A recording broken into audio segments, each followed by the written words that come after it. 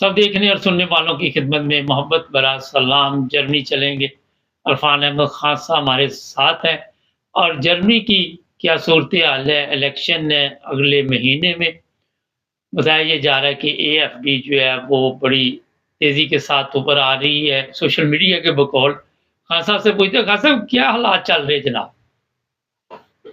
देखिए मुबारक साहब, जो इंतखाबी मुहिम है वो शुरू तो हो चुकी है और लेकिन अभी तक जो हमें जोर नजर आता है इंतखाबी मुहिम में, जो पोस्टर्स लगते हैं यहाँ के इंतखाबी मुहिम का, आपको पता है तरीक और है, तो ज्यादातर पोस्टर वगैरह लगा दिए जाते हैं। अब वो लगना शुरू हुए हैं। अभी उस तादाद में नहीं लगे जिस तादाद में हम हमेशा देखते हैं, क्योंकि ये अचानक इलेक्शन है, इसलिए हर चीज तैयारी के अंदर वक्त लग रहा है।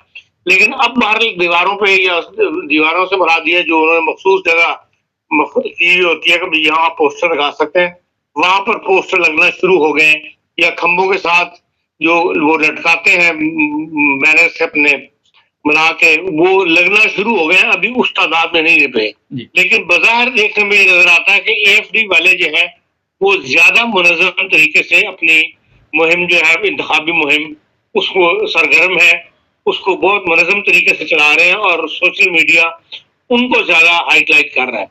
जिस तरह के तरीके इंसाफ वालों ने एक सोशल मीडिया ग्रुप बनाया था जो बहुत ज्यादा एक्टिव था तमाम इंतखाबात की मुहिम के दौरान पाकिस्तान के अंदर, इसी किस्म का माहौल हम यहाँ देख रहे हैं एएफडी वाले पे, कि वो भी जो सड़कों पे आप कह सकते हैं नजर आने वाले जत्थे इंतखाबी मुहिम के, वो एएफडी के ज्यादा हैं बनिस्बत एसपीडी के और दूसरी सियासी पार्टियों के। तो इस लिहाज से आप कह सकते हैं कि हाँ, उस जो जिस तरीक पर इंतखाबी मुहिम चल रही है उससे गैर मुल्की जो है वो ज्यादा खौफ महसूस कर रहे हैं कि भाई इनकी अक्सरियत आ जाएगी। लेकिन इसमें मेरे लिए कम से कम फिक्रमंदी की बात यह नहीं कि इस बात के ऊपर तमाम सियासी पार्टी मुत्तहिद है कि एएफडी को हमने हुकूमत नहीं करनी देनी। इसलिए आइंदा 4 साल के अंदर तो मैं नहीं समझता कि ये एएफडी वाले हुकूमत बना सकेंगे, लेकिन यह है कि भाई इनका जोर जो है वो आइंदा आने वाली मुस्तकबिल के अंदर जर्मन की सियासत जो है उसकी तब्दीली की एक अलार्म जो है वो बजा रहा है। जो गैर मुल्की जो यहाँ आबाद है उसके लिए ज़ाहिर है उनके कान खड़े होते हैं, वो फिक्रमंद होते हैं इस काम के लिए। लेकिन जर्मनी की सूरत हाल ऐसी है कि भाई वहां पर गैर मुल्की के बगैर गुजारा नहीं है, इसलिए गैर मुल्की जो यहाँ पहले से आबाद है उन्हें इतना गैर महफूज नहीं समझना चाहिए। हाँ, आने वालों का रास्ता तो ये रोकने के लिए कोई ना कोई कानून साजी एएफडी भी करेगी और जो भी हुकूमत बनेगी वो भी करेगी, इसलिए कि बहरहाल वोट तो उन्होंने इन जर्मनों से लेना है, या अपने मुल्क के माहौल से जो तकाजा कर रहा है सियासी माहौल, उससे हटकर तो कोई सियासी जमात जो है वो कदम नहीं उठाएगी। लेकिन ऐसी सूरत हाल अभी नजर नहीं आती कि एएफडी जो है वो हुकूमत बनाने में कामयाब हो जाए सेंटर के अंदर। हाँ साहब, अगर पार्लियामेंट में पहुंच जाती है कुछ सीटों के साथ, तो फिर जाहिर है जो भी कानून साजी होगी उसमें भी तो मसाइल पैदा हो सकती है ना। लेकिन पार्लियामेंट में वो अब भी मौजूद है और आइंदा भी मौजूद होगी, और आइंदा की पार्लियामेंट में पहले से ज्यादा सीटों के साथ मौजूद होगी। लेकिन एक तो यह है कि 2/3 मेजॉरिटी के लिए इस इफेक्ट नहीं करेगी इनकी कानून साजी के लिए जो है। हाँ, जो सादा कानून है उसके अंदर अभी तक जो हमने पिछला दौर देखा है अभी माजी करीब का, उसके अंदर तमाम सियासी पार्टियां जो है वो उस बात के खिलाफ हो जाती हैं जिस बात के लिए जो एएफडी बात कर रही हो उसके खिलाफ वोट देती हैं और उसमें आपस में इत्तेहाद कर लेती हैं। जिस तरह के आपने सिंध असेंबली में देखा है, वो जो एमकेएम की नजमा हमीद या क्या नाम था, उन्होंने जो तहरीक पेश की है वो सारे उसके खिलाफ होकर तो उसको कामयाब नहीं होने दिया। तो अभी तक तो ऐसी सूरत हाल यही चल रही है कि एएफडी को हुकूमत में आने की, मतलब सेंटर की हुकूमत के अंदर आने की इजाजत होनी देने की फेवर में है माहौल। हाँ साहब, सोशल मीडिया पे ये भी इस वक्त चीज़ें गर्दिश कर रही हैं कि जो गैर मुल्की जर्मन पासपोर्ट ले चुके हैं उनके लिए इतना खतरा नहीं है, लेकिन जिनके पास ओपन-हार्ट अलाउंस है या जो सियासी पनाह वाले हैं उनके लिए मुश्किलात आ सकती हैं। आप देखते हैं कि ऐसे लोगों के लिए जो ओपन-हार्ट अलाउंस है उसे भी खत्म किया जा सकता है। मैं नहीं समझता कि ओपन-हार्ट अलाउंस को ये डिस्टर्ब करेंगे। हाँ, ऐसे लोग जिनके अभी तक केस जो है वो रेगुलर नहीं हुए, रेगुलाइज नहीं हुए, इस तरह के भी उनका केस मंजूर हो गया हो, लटके हुए हैं। एग्जैक्ट लॉबर्स उनको अभी तक नहीं इशू हुई हुई, वो उनको उनके लिए यकीनन ऐसी कानून साजी हो सकती है जिसके अंदर उनके रास्ते जो है मसदूद कर दिए जाए या उनको वापस भिजवा दिए जाए, या ऐसा प्रेशराइज कैसा कानून बना दिया जाए जिससे अदालतें इस दबाव में आ जाएं कि वो सालन में केस मंजूर ना करें। लेकिन जो केस मंजूर हो चुके हैं वो अगर अपना क्रिमिनल को माफ नहीं करेंगे वो, लेकिन अगर वो इंसान क्रिमिनल नहीं है, केस मंजूर हो गया है, अपनी रोटी आप पैदा कर रहा है, उसको ऐसी कोई डिस्टर्बेंस की मतलब सूरत हाल नहीं है। सिवाय इसके जो माहौल के अंदर सियासी तौर पर या गैर मुल्कों के अलावा जो कुछ इक्का दुक्का अफराद ऐसी हरकतें करते हैं या ग्रुप ऐसी हरकतें करते हैं, उससे सभी इफेक्ट होते हैं, चाहे वो ओपन साल्ट हो, चाहे उसके पास आर्बिट ब्रेस्टिंग हो, जो भी हो, वो ऐसी हालात से मुतासर होता है। लेकिन जनरल कानून साजी में उन्हें कोई ऐसी दिक्कत पेश नहीं आई है।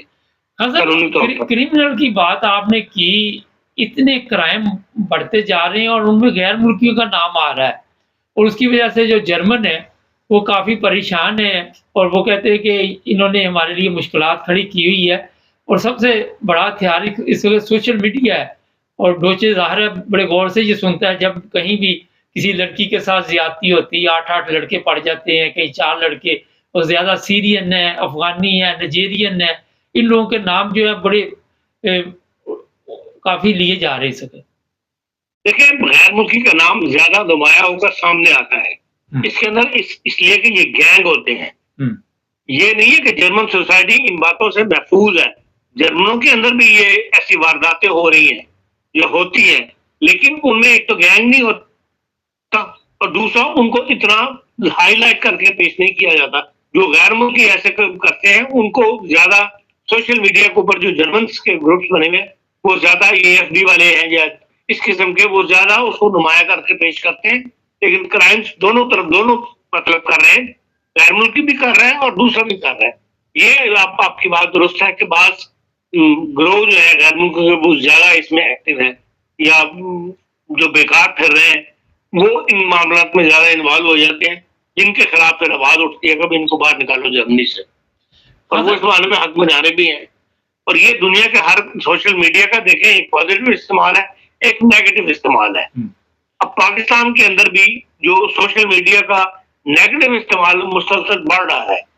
अभी कल ही की एक रिपोर्ट थी कि पाकिस्तान के अंदर 450 मुकदमात बनाए गए हैं तौहीन मजहब के पूरे पाकिस्तान के अंदर। अडयाला जेल में इस वक्त 195 लोग, नौजवान बच्चे जो है 20-22 साल की उम्र के, वो बंद है कि उनके ऊपर तौहीन मजहब के मुकदमा बनाए गए हैं। उसके अंदर उस पार्टी का नाम भी आ गया है, कोई अब्दुल रहीम नाम का, राव अब्दुल रहीम नाम का है, जिसने सारा ऑर्गेनाइज किया हुआ है। वो ऐसी तस्वीरें बनाते हैं, भेजते हैं ग्रुपों के अंदर, फिर उनसे कहते हैं कि भाई उस ग्रुप को हमें वापस भेजो, वो बच्चे तस्वीरें वापस भेज देते हैं, उसके बाद उनके ऊपर मुकदमा बन जाता है। मकसद पैसा कमाना है, उसमें फिर वो डील करते हैं कि भाई आप हमें इतना पैसा दे दें तो हम आप पे मुकदमा नहीं बनाते, एक तो हम मुकदमा बनाएंगे। अब जिसके पास 2 लाख 3 लाख जितना वो मांगते हैं नहीं है, वो फंस जाता है। कल माँ बाप के इंटरव्यूज भी उन्होंने नशर किए हैं जिनके बच्चे वहां अंदर है कि भाई इस तरह ये अंधेरनगरी मची हुई है और FIA जो है वो उनके साथ मिली हुई है और हम बेबस हैं। अदालतें जो है उनके अंदर वो कहते हैं छोटी अदालतों के अंदर चले जाओ, 2-2 साल से लोग अंदर हैं। तो ये नेगेटिव जो सोशल मीडिया का गलत इस्तेमाल जो है वो हर जगह हो रहा है। पाकिस्तान भी शामिल है, दुनिया का हर मुल्क शामिल है, जर्मनी भी शामिल है इसके अंदर। हाँ साहब, ये बताइए कि यहाँ एक और रिपोर्ट इस वक्त सामने आई है कि लोगों को वापस भेजा जा रहा है, जो भी क्राइम करते हैं उनको भी फौरी तौर पे जिनके केस खत्म हो रहे हैं। आप देखते हैं कि इंतखाबात से पहले पहले बड़ी तादाद में लोगों को वापस भेजा जा सकता है। देखिए मारे साहब, जो वापस भेजने का ना वो एक प्रोसीजर है उनका, उस प्रोसीजर में से गुजर के ही आप बंदे को वापस भेज सकते हैं। तो इसलिए ये कि कहना कि खास तौर पर वापस भेजा जा रहा है, जिसका केस खत्म हो गया उसको ज़ाहिर उस प्रोसीजर के अंदर वो डाल देते हैं, उसके अंदर जो भी है उसको अपील का हक मिलता है, अदालत से बकायदा उसकी डिपोर्टेशन के कागजात लिए जाते हैं, इजाजत ली जाती है, उसके बाद उसको डिपोर्ट किया जाता है। लेकिन ये भी तो इसमें उसके लिए कोई ऐसी तेजी अभी सूरत देखने में तो नहीं आ रही। जो नॉर्मल प्रोसीजर उनका चल रहा है उसी के मुताबिक कार्रवाई हो रही है। बहुत शुक्रिया नाज़रीन, यूरोप और दूसरे ममालिक से 130 के करीब लोगों को वापस भेजा गया पिछले चंद दिनों में, और इससे पहले भी अब जो भी काबू आ जाता है, जिसका भी केस ख़त्म हो जाता है, खान साहब ने बताया कि जो भी तरीका है उससे तेज़ी आ गई है। इंग्लैंड से भी लोगों को वापस भेजा जा रहा है, और जर्मनी, दूसरे यूरोप के ममालिक, अरब कंट्रियों से भी कई लोग पाकिस्तानी वापस जा रहे हैं, बड़ी तादाद।